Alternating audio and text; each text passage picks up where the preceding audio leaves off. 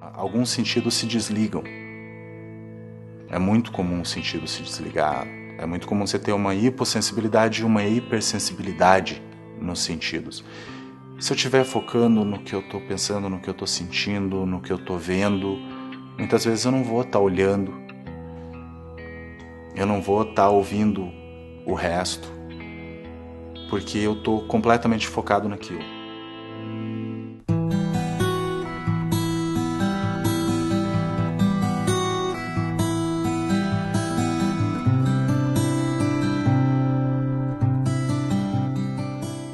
Com relação ao diagnóstico do autismo, que é basicamente clínico, utilizamos, a gente fala tripé porque são 3 sintomas principais, ou 3 formas de avaliar o comportamento, né? Normalmente a criança que tem espectro autista, ela tem dificuldade comportamental, baseada em principalmente, por exemplo, na interação social, né? A interação social é prejudicada em níveis variados conforme a intensidade, mas existe uma dificuldade do entrosamento, uma dificuldade de formar amizades ou mesmo uma aversão a chegar perto de outras crianças ou não, realmente tenta se aproximar, mas existe uma dificuldade real neste vínculo.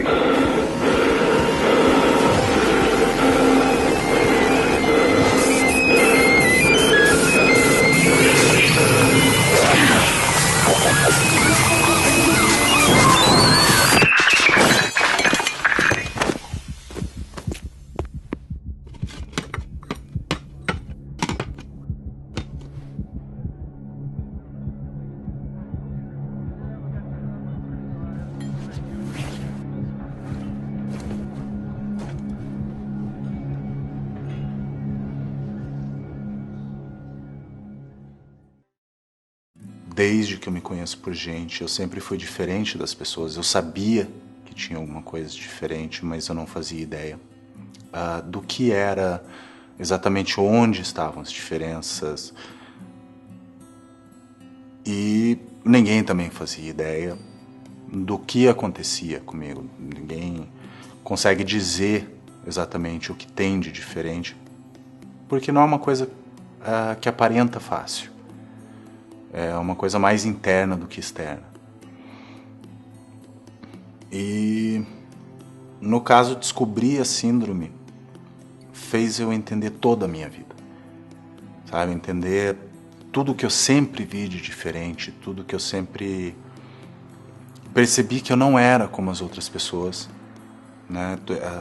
O fato de dar um nome para isso ajudou muito. Descobrir que existiam outras pessoas assim ajudou muito. Eu sempre me senti muito sozinho. Desde criança, acho que é uma das sensações mais comuns. E essa questão da solidão. Você vê um mundo inteiro conectado e você está fora. Você está de fora olhando para esse mundo. Você não faz parte dele. Eu vivo num mundo diferente. E Nossa, é como se tivesse destruído tudo que eu construí durante esses 35 anos. E eu tive que começar a reconstruir isso de um novo ponto de vista. O preconceito se dá por falta de informação. É por isso que é importante a gente falar mais e mais e mais sobre isso. Uma criança com autismo é perfeitamente capaz de ir na casa do amiguinho brincar. O que eu percebo é que é um tipo de preconceito diferente, enrustido, disfarçado que as pessoas têm com relação ao autismo. E a melhor forma para desmistificar esse tema é a gente levar informações. É comum pais de crianças típicas questionarem na escola quando tem um amiguinho com autismo na sala de aula: será que ele não vai fazer com que atrase o desempenho dessa sala? Será que a professora não vai ter que dar mais atenção para ele e meu filho vai ser prejudicado? Será que as matérias não vão evoluir menos por causa dessa criança com autismo? E o que eu posso te dizer é que, obviamente, não. Inclusive, seu filho não está só na escola para aprender matéria, ele está lá para aprender a conviver em grupo, a saber como se portar em situações que tenham diversidade. E isso vai ser bem importante no futuro dele para trabalhar em empresas, para ser um bom líder, para ser um bom profissional em qualquer área que ele escolha. Preconceitos desse tipo só servem para aumentar mais e mais a angústia dos pais com crianças com autismo que já têm angústias suficientes na vida deles. A melhor forma, se você quer ajudar, é conversar com esses pais, trazer essa família para mais perto de você. A gente tende hoje a ter uma vida muito superficial nas redes sociais e não se envolver com as pessoas intimamente, não se envolver pessoalmente com as pessoas. Pergunta para esses pais do que essas crianças gostam. Traz eles para ficarem na sua casa, traz essa criança para ficar um dia com o seu filho. Pergunta para esses pais, o que vocês podem fazer que a criança gosta, se ela gosta de ser tocada, se ela gosta de ficar no espaço dela, o que ela gosta de comer, como ela gosta de brincar, o que vocês podem fazer para ajudar essa criança com autismo a ter uma experiência maravilhosa. E o seu filho também vai aprender coisas riquíssimas com essa criança diferente em casa, sobre como ele pode brincar de outras maneiras, como ele pode ajudar outras pessoas, como ele pode se divertir de maneiras diferentes. É comum a gente ver pessoas com autismo adultas participando de algum grupo, tentando interagir, tentando tocar suas vidas das suas maneiras, fazendo faculdade, fazendo cursos, e outras pessoas rindo delas, outras pessoas tirando sarro de movimentos repetitivos que ela possa fazer, rindo de coisas que ela fale que de repente não foi o momento mais adequado, das coisas que ela não entendeu que estavam subjetivas ali na relação. Esse é um outro tipo de preconceito que, por favor, né, a gente nem precisa pedir, mas presta atenção no lado humano da vida. E o outro ponto do tripé, né, seria a questão dos comportamentos estereotipados ou foco restrito de interesse, né? As crianças normalmente têm uma mania, entre aspas, de ter um interesse mais em algum assunto, né, busca mais saber mais a respeito de tal assunto, em detrimento de outros. Então, isso é muito visto em autistas de mais alto funcionamento, em que na escola eles têm predileções em certos assuntos, em detrimento de outros. E não é que eles não querem aprender o outro tema ou não sabem nada sobre aquilo. O foco não está naquele assunto naquele momento. Então, o foco restrito, ele acaba gerando muitas vezes ansiedade para a família também, porque dificulta digamos assim, a maior amplitude de conhecimento daquela criança. Então se sabe muito de um pouco, quando às vezes a gente precisa saber um pouco de um muito. Eu não tinha como chegar numa roda de amigos, estava conversando sobre carro, futebol, e eu não queria nem saber daquilo. Aquilo não me interessava, era inútil e perda de tempo ficar conversando. Eu tinha os meus interesses. A própria questão da empatia, eu não tinha aprendido ainda que eu precisava entrar nos interesses das outras crianças para que elas pudessem se interessar pelas minhas coisas também. O pensamento da pessoa com autismo é um pensamento muito mais concreto, é um pensamento que tem muita dificuldade de entender, às vezes, figuras de linguagem, metáforas, sutilezas da interação pessoal, da qual a psicoterapia tradicional se usa. Então, Quando uma criança já adquire uma linguagem razoavelmente boa em torno da idade escolar, essa criança terá um melhor prognóstico social em relação àqueles que não adquirem ou que adquirem a posterior, né? Por quê? Porque a linguagem é o primeiro elo entre a questão de socialização e justamente o autismo mora nessas questões, é um distúrbio comportamental, neurocomportamental. Por isso é tão comum você ver nas crianças você chamar e ela não te ouvir, ou você está conversando e ela está prestando atenção em outra coisa. Em algum outro barulho, é a moto que passa na frente da casa, e ela está tentando prestar atenção no que você está falando. Mas é como se tivesse alguém cutucando, tipo, me ouça também, olha, isso aqui também é importante. E é uma coisa... é uma sensação muito forte. Esses estímulos, eles vêm muito forte.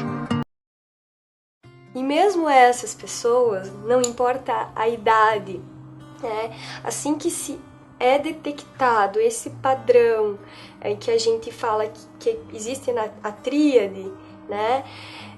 Mesmo essas pessoas podem ser ajudadas com o diagnóstico e um tratamento adequado. Que nesse caso não é uma psicoterapia, nesse caso é uma intervenção educacional, né? É uma estruturação de rotina, é a orientação da família para que compreenda melhor os comportamentos, as manias, as dificuldades que essa pessoa apresenta. É uma investigação dos interesses, das habilidades, da motivação que pode ajudar aquela pessoa a superar dificuldades que ela tem, independente da idade. Mas independente do grau do autismo, o que a gente sempre preconiza é a independência, é a autonomia, que pode ser tanto para habilidades de vida diária, né, que é o tomar banho, que é o se alimentar, que é o ir e vir, quanto para questões emocionais também. O Asperger quer ter amigos, quer encontrar pessoas, mas ele não tem tanta força para isso. Porque é mais difícil, é cansativo ao ponto de cansaço físico, de você chegar em casa de uma festinha e estar completamente exausto.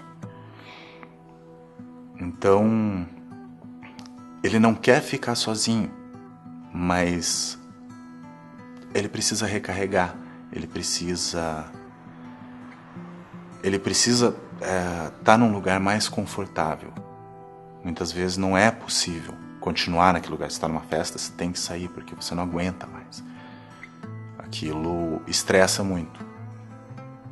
E não é o fato de não querer socializar, não é o fato de não querer estar junto de pessoas, é não conseguir. É que ele é uma criança totalmente diferente desse mundo capitalista que nós vivemos, né? Ele não se importa assim por nada de meios materiais, por exemplo, a roupa que ele está usando. Para ele qualquer roupa é o suficiente. Brinquedos, ele gosta de brincar com coisas simples, com caixas, com objetos. Brinquedo para ele não dá valor. Então, assim, ele veio, por isso que eu falo que ele é uma pessoa maravilhosa, porque ele veio nos ensinar que a gente tem que dar valor às coisas simples da vida, né? O natural do ser humano é qualquer coisa diferente, ele acha que está errado e precisa consertar aquilo. Então, se você é diferente, a primeira reação das pessoas não é lidar com essa diferença, é fazer com que esse diferente comece a se tornar igual. Que daí o problema é seu em não conseguir lidar com algo diferente. Que do mesmo jeito que um autista tem que aprender a se relacionar no mundo, o mundo precisa aprender a ser um lugar melhor para os autistas. A esperança é grande, né? Mas eu penso isso todos os dias. Assim, talvez eu não pense na cura. A minha maior preocupação hoje, junto com a Marileia, que é o futuro dele. Porque o natural da vida é que nossos pais vão morrer, os avós, nós vamos morrer e ele vai ficar. Então essa é a minha preocupação, que quando ele ficar sozinho, quem vai cuidar dele?